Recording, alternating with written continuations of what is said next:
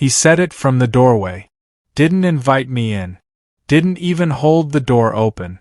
Just stood there with one hand on the frame, blocking my view of the living room I helped furnish. "We don't owe you anything, Dad." That's what my son said to me. I was standing on the porch, holding a Tupperware container of homemade chicken casserole. The same recipe his mother used to make every Sunday before cancer took her 5 years ago. Behind him, his wife Rachel stood with her arms crossed, that little smirk playing on her lips like she'd won some invisible contest. And me? I just stood there, feeling the weight of 3 years of mortgage payments crash down on me like a cold wave. Payments they never knew about. Payments that kept that roof over their head. That was the moment I realized something had shifted. I wasn't family anymore. I was a problem they wanted to forget. And they had no idea who was keeping their house from being auctioned off on the courthouse step. I'm Wilson Brennan, 64 years old, retired HVAC contractor, widower. I raised 2 kids on my own after my wife Sarah passed. My daughter moved to Oregon years ago, calls every Sunday like clockwork. But my son Marcus? He stayed local. We were close once. I taught him how to change oil, how to throw a baseball, how to shake a man's hand and mean it. I worked overtime for decades. No big speeches. Just did what had to be done. When Marcus called 3 years ago saying he and Rachel found their dream house but couldn't qualify for the full mortgage, I didn't hesitate. I co-signed. Put down half the down payment. Backed that loan with my retirement savings. Then when they suggested I move into their basement apartment instead of living alone, it felt like the right choice. They said 6 months, maybe a year. Just until they got stable. I said yes because I thought we were building something together. I thought I was still part of the family. The basement wasn't bad at first. It had a small bathroom, a kitchenette, and a window that let in morning light. I kept my space clean. Fixed things around the house without being asked. The furnace? I maintained it. The leaky faucet in their master bath? Fixed it twice. When their son Tyler was born, I was the one doing midnight bottle runs so they could sleep. I cooked Sunday dinners. Helped with yard work. Never once asked for rent because I thought this was what family did. But somewhere along the way the gratitude disappeared. Rachel started making comments about my things being cluttered in the garage. Marcus stopped asking how my day was.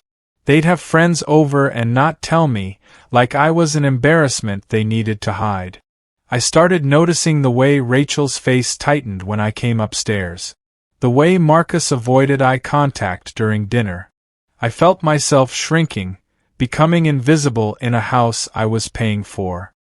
Here's the part they never knew. The part that makes this whole thing sting differently. I never stopped paying the mortgage. When I co-signed that loan, the bank set up automatic payments from my account.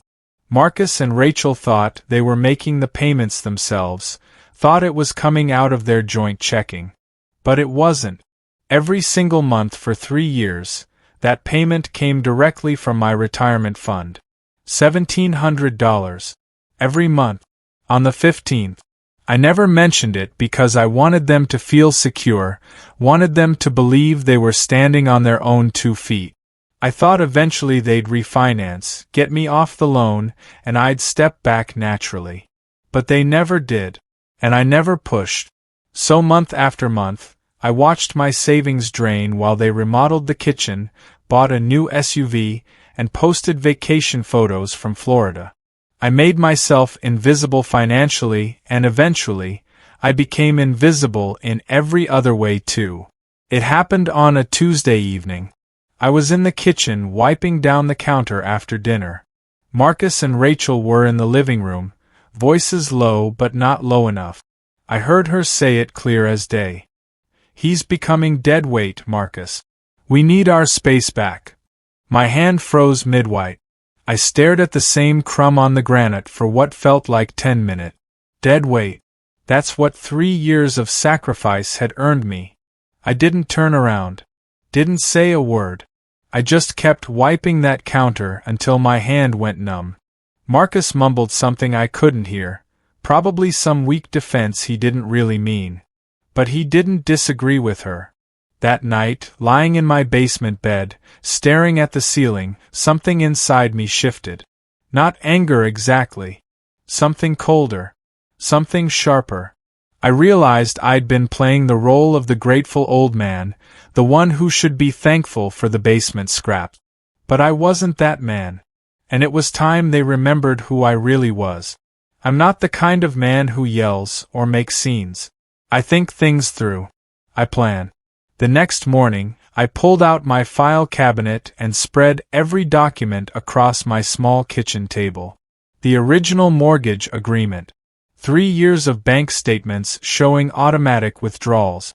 The cosigner contract with my name printed right next to Marcus's. The title deed listing me as joint owner. I sat there for 2 hours, reading through everything with fresh eyes, and that's when it hit me. They'd never refinanced. Never removed me from the loan. Legally, financially, on every piece of paper that mattered, that house was as much mine as it was theirs. Maybe more, considering who'd actually been paying for it. They thought they were independent. They thought they'd built this life on their own. But they'd built it on my back, and they didn't even know they were standing on me. I made a decision right there at that table. I wasn't going to argue. I wasn't going to beg for respect. I was just going to stop holding them up and let gravity do its work. I left on a Saturday morning before sunrise. 1 suitcase. My toolbox. The framed photo of Sarah from our wedding day. That was it. I didn't take much because I didn't need much. I'd already found a small apartment across town, 1 bedroom, quiet building, month-to-month lease. I could have left a note, but what would I say? They'd made their position clear. So I just locked the basement door behind me, slid my key under their welcome mat, and drove away. I didn't use the front door. They didn't deserve a scene or a confrontation. But they were about to get an education. As I pulled out of the driveway, I glanced in my rearview mirror at that house. The house I'd kept standing. The house they thought was theirs. And I felt something I hadn't felt in 3 years. I felt free. Light. Like I'd been carrying a boulder uphill and finally set it down. They were about to learn what it meant to stand on their own. Whether they could handle it wasn't my problem anymore. I waited 2 days before I sent the text. Wanted them to notice I was gone first. Wanted them to feel that absence. Finally, Sunday evening, I typed it out. Might be worth checking who's been paying your bills. I hit send. Watched it change from delivered to read. Then nothing. No reply. No phone call. Just silence. I took a screenshot and saved it. Figured I'd need it later. That same week, I called my bank and canceled the automatic mortgage payment. The woman on the phone asked if I was sure, mentioned I'd been making consistent payments for years. I said I was very sure. She clicked a few keys and said, "All set, Mr. Brennan. The automatic withdrawal has been stopped." Just like that. No drama. No red tape. I'd overpaid for 3 years, covered their life while they treated me like a burden. Now it was their turn to figure out what responsibility actually cost. I hung up and sat in my quiet apartment, drinking coffee, feeling something close to peace. I heard through my daughter that they'd started posting on social media about their big kitchen upgrade. Granite countertop. New backsplash. Some fancy light fixtures Rachel had been wanting. My daughter sent me a screenshot, asked if I'd seen it. I looked at the photo. Marcus and Rachel grinning in their newly renovated kitchen, talking about hard work and dreams coming true. I'd paid for every square inch of that stone. 40 years of busted knuckles and late nights had bought that backsplash. But sure, they'd earned it. I didn't comment. Didn't react. Just saved the screenshot in a folder on my computer labeled, Evidence. I wasn't angry anymore. Anger is hot and messy. What I felt was cold and clear. They'd forgotten who built the floor they were standing on. They were about to remember, and when they did, I wanted every receipt, every record, every piece of proof lined up and ready. Because I knew Marcus. When he finally realized what was happening, he'd try to spin it, make me the villain. But numbers don't lie. The first missed payment hit exactly 30 days after I stopped paying. I know because I tracked it. The bank sent a letter. Standard first notice, polite but firm.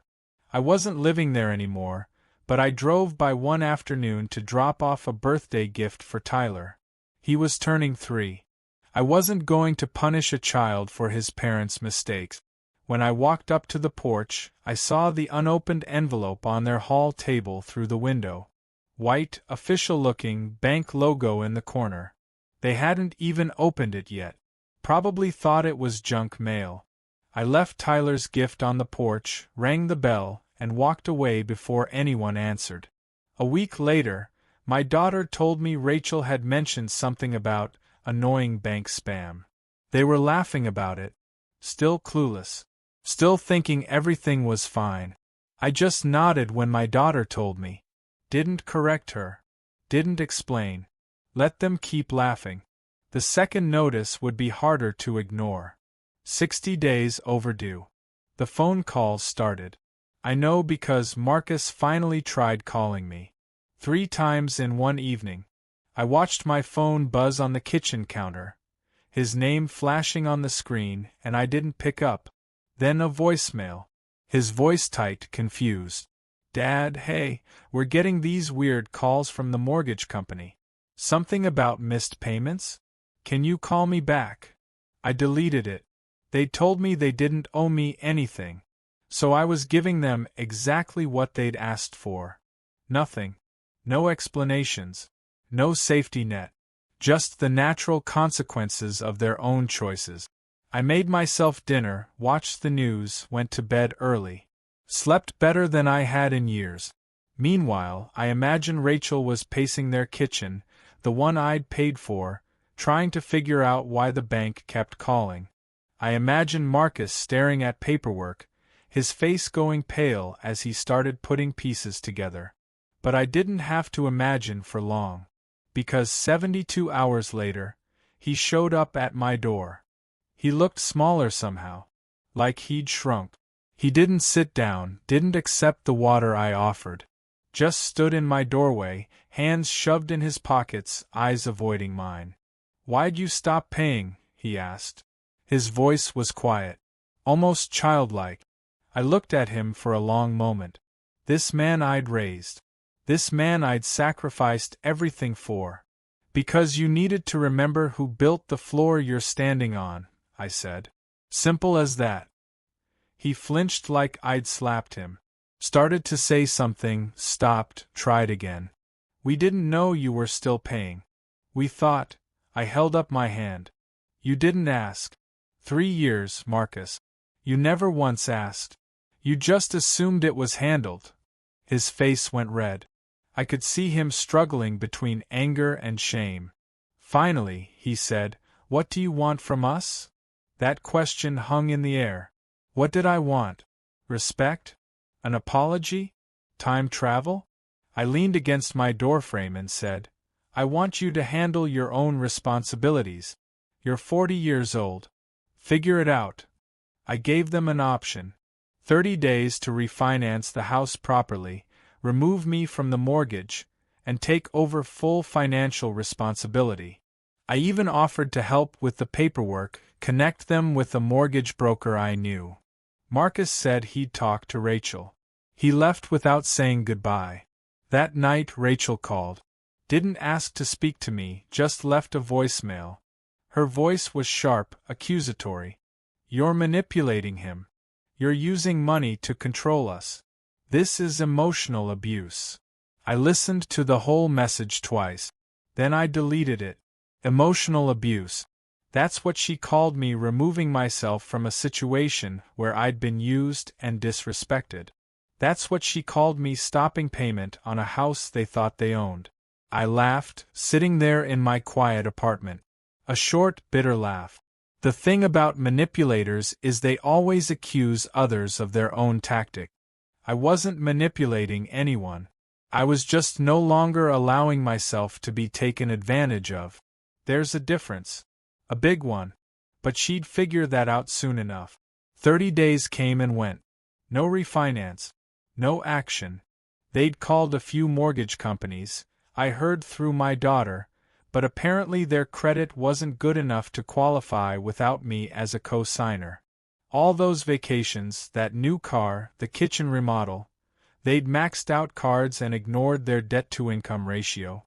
They needed me more than they'd realized, but pride kept them from admitting it, and I wasn't offering help anymore.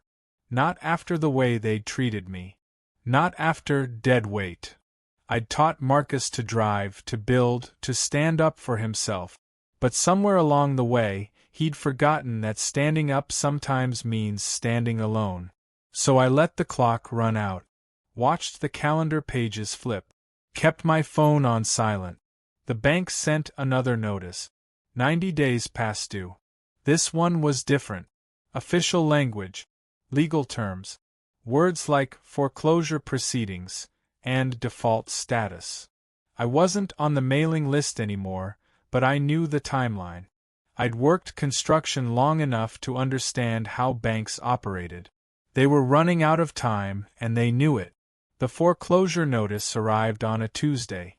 Certified mail, signature required. I wasn't there to see Rachel's face when she opened it, but my daughter told me later that she'd called their mom's old friends in hysterics, crying about losing the house, about how unfair it all was, about how I was doing this to them. Doing this to them. As if I'd forced them to disrespect me. As if I'd made them take me for granted. I was sitting in my apartment when my daughter called to tell me. She was careful, diplomatic. She loved her brother, but she'd always seen things clearly. "Dad," she said gently, "are you sure about this?" I looked out my window at the parking lot below. "I'm sure," I said. He called me dead weight. She said they didn't owe me anything. I'm just taking them at their word. There was a long pause. Then my daughter said, "I understand." And I knew she did. She'd watched me sacrifice for years. She'd seen how they treated me. Sometimes love means letting people face their own consequences. I did something they didn't expect. I let the house go to foreclosure auction. Watched the process unfold from a distance. The legal notices. The county listings. The date set for public sale. They tried everything. Borrowing from Rachel's parents, who apparently said no. A GoFundMe page that raised $300. Desperate calls to mortgage companies. Nothing worked. Because the truth was simple. Without me, they couldn't afford that house. They never could. And when auction day came, I showed up. Sat in the back of the courthouse room. Watched other bidders circle. The starting price was set at what was owed. Less than market value, less than they'd paid, less than it was worth. People raised their paddles. The auctioneer's voice echoed. And when the bidding stalled, when everyone else dropped out, I raised my hand. One bid. Cash offer. The gavel came down. Sold. To Thomas Brennan. I owned the house again. Cleanly. Legally. Completely. Marcus wasn't even there. He'd told my daughter he couldn't watch. But Rachel was. Sitting 3 rows ahead. When the gavel fell, her shoulders shook. I walked out before she could turn around. They had 30 days to vacate. Standard eviction timeline after foreclosure. I wasn't cruel about it. I sent a formal letter through a lawyer, kept everything legal and clean. But I didn't offer extensions. Didn't negotiate. The clock started ticking the day I took ownership. My daughter called me crying. "Dad, they have a toddler. Where are they going to go?" I understood her pain. But I also understood something she didn't. "They'll figure it out," I said. "People always do when they have to." And they did. Rachel's parents finally stepped in, offered them the guest house behind their property. It wasn't big, but it was free. Marcus found extra work doing night shifts at a warehouse. They started selling furniture online. I watched from a distance as they downsized, packed up, learned what sacrifice actually meant. Part of me hurt watching it. He was still my son. But another part of me, the part that had been called deadweight, that had been dismissed and used, that part stayed firm.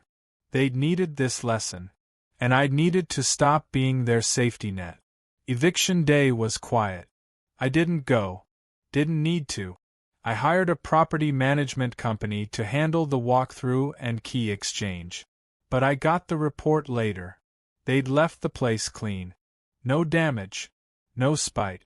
Marcus had even fixed the loose railing on the back deck, something I'd asked him to do a year ago when I still lived there. That detail broke something in me. He'd finally done it. Not because I asked, but because he was leaving. I sat with that for a long time. Maybe he was learning. Maybe this whole painful mess was teaching him something about responsibility, about respect, about not taking people for granted. Or maybe he just didn't want to lose his deposit. I didn't know. Didn't matter. What mattered was that I'd stood up for myself. I'd stopped letting people treat me like I was disposable. The property company handed me the keys. I held them in my palm, feeling their weight. These keys represented everything. Sacrifice, betrayal, consequences, justice, and now a new beginning. I didn't keep the house. That would have felt like winning, and this was never about winning. It was about teaching a lesson. I listed it for sale immediately, priced it fairly. A young couple made an offer within a week. Newlyweds expecting their first child. They walked through with wide eyes, talking about nursery colors and holiday dinners. They reminded me of Sarah and me 30 years ago. Hopeful. Grateful. I accepted their offer. We closed escrow in 45 days. The day we signed papers, the wife hugged me. Called me sir, thanked me for giving them a fair price in a tough market. Respect. That's what she gave me without even knowing my story. The currency my own son had forgotten how to pay. I shook her husband's hand, wished them well, and walked away. The money from the sale covered what I'd lost in mortgage payments plus a little extra. I didn't profit. Didn't need to. I'd gained something more valuable than money. I'd gained myself back. Marcus sent me an email 3 weeks after they'd moved out. Subject line, I'm sorry. I stared at it for 10 minutes before opening. Inside was a photo. The original mortgage contract. My signature next to his. And below it, just 2 sentences. I had no idea you were still paying. I'm sorry, Dad. I read it 5 times. Looking for excuses, justifications, blame shifting. But there wasn't any. Just those 2 sentences. Simple. Direct. Maybe honest. I didn't reply. Not because I was being cruel, but because I didn't know what to say yet. Sorry was a start, but it didn't erase 3 years of being invisible. It didn't unhear dead weight. It didn't undo the smirk on Rachel's face that day on the porch. Words were easy. Change was hard. So I saved the email in a folder and went about my day.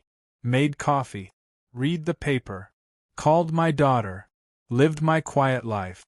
If Marcus wanted back into my life, it would take more than an email. It would take time. Consistency. Proof that he'd actually learned something.